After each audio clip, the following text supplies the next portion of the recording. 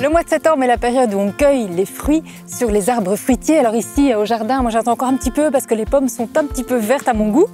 Mais ce qui est intéressant par contre, c'est de se pencher sur les espèces d'arbres qui se trouvent ici. Ce sont des arbres haute tige.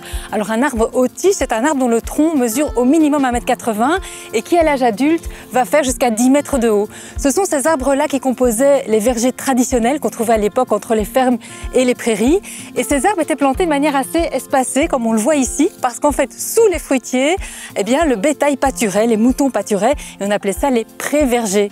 Alors, ces vergers anciens, ils ont plusieurs intérêts. D'abord, c'est un patrimoine gustatif énorme, parce qu'on avait en Wallonie des centaines de variétés de pommes et de poires. Et puis, c'est aussi un lieu d'accueil pour les espèces sauvages. Vous allez le voir que ces vieux arbres attirent plein d'insectes, de petits mammifères et de petites bestioles qui sont très utiles pour l'équilibre du jardin.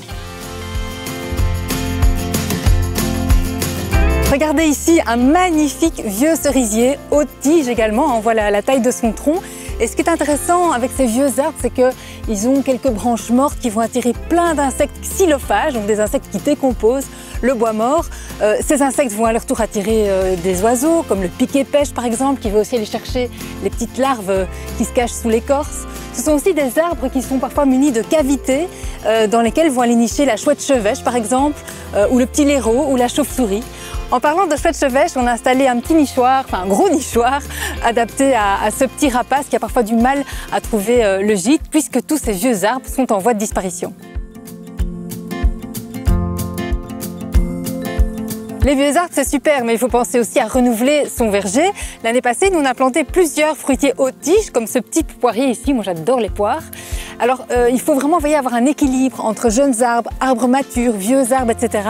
Et puis, si possible, essayez aussi d'aménager des espaces sauvages autour de vos fruitiers, comme des espaces où les herbes sont hautes. Ça va favoriser l'arrivée des pollinisateurs.